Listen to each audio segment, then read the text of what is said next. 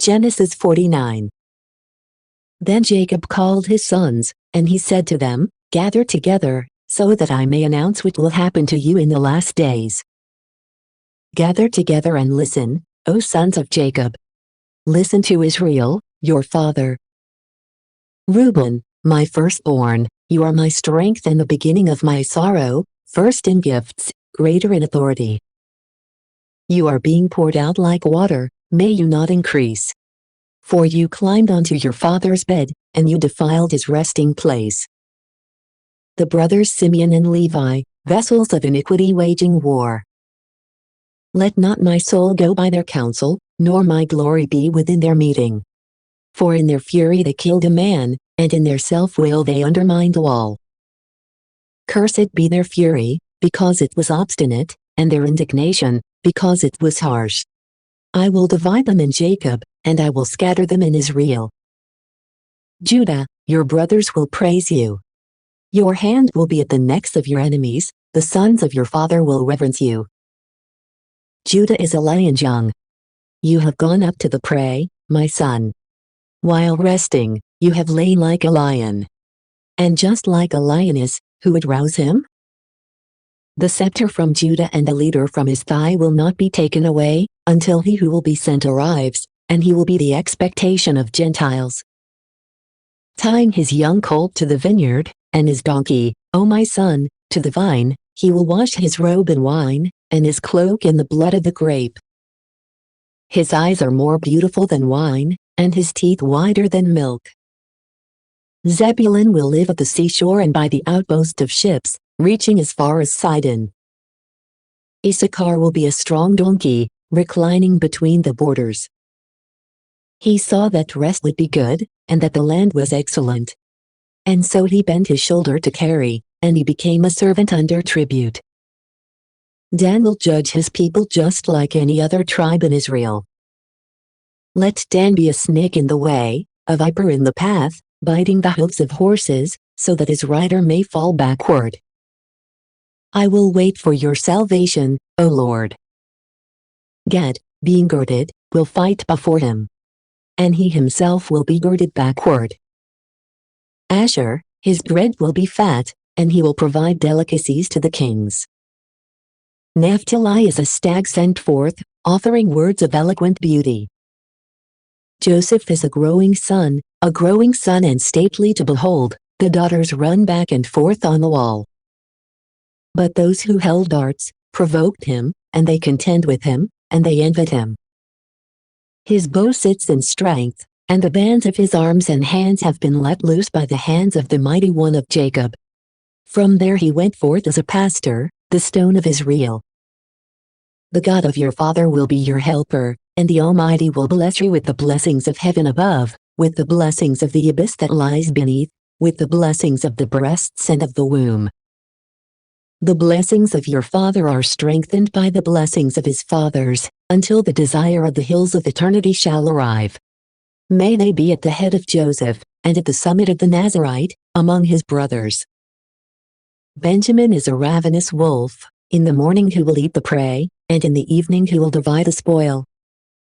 All these are the 12 tribes of Israel. These things their father spoke to them, and he blessed each one with their proper blessings. And he instructed them, saying, I am being gathered to my people. Bury me with my fathers in the double cave, which is in the field of Ephron the Hittite.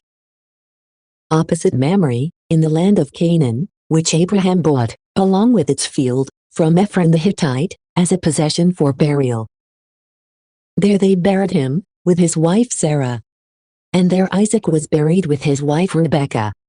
There also Leah lies preserved.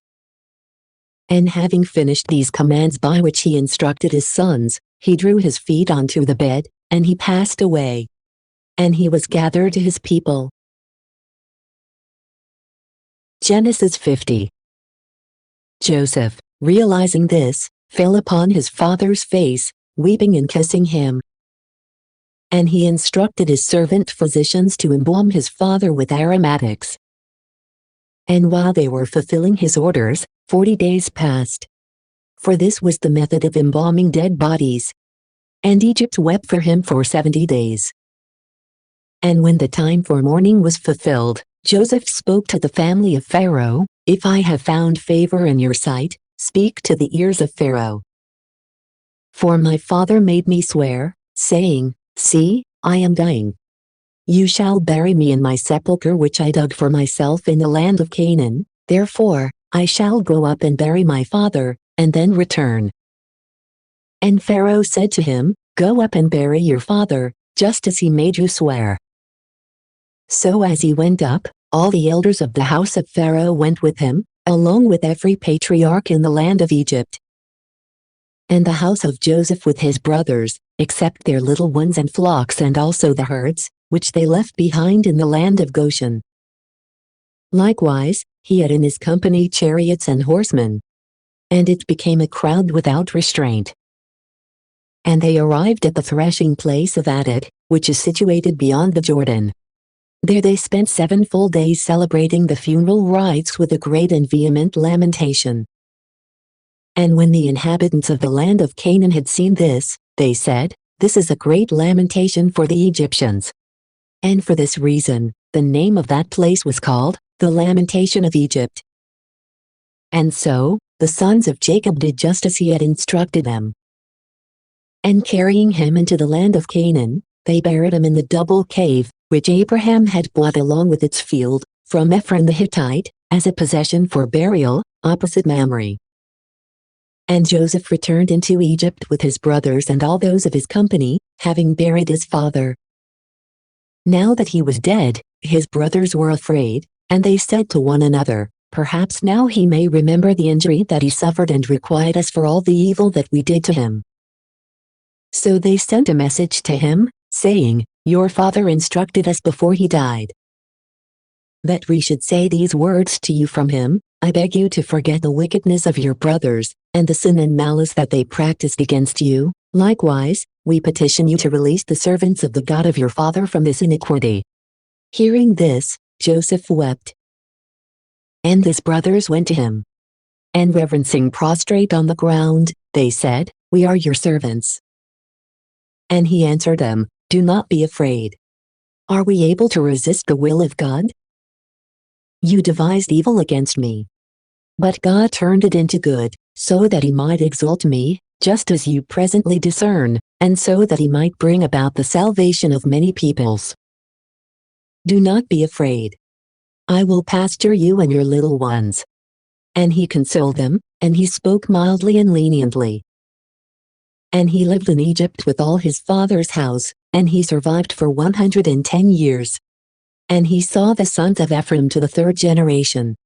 Likewise, the sons of Machir, the son of Manasseh, were born unto Joseph's knees. After these things happened, he said to his brothers, 'God will visit you after my death, and he will make you ascend from this land into the land which he swore to Abraham, Isaac, and Jacob.' And when he had made them swear and had said, 'God will visit you, carry my bones with you from this place,' he died, having completed 110 years of his life. And having been embalmed with aromatics, he was laid to rest in a coffin in Egypt. Thank you for watching. If you like the content on this channel, please press subscribe, the like button or comment below. We'd love to get your tips. See you next time.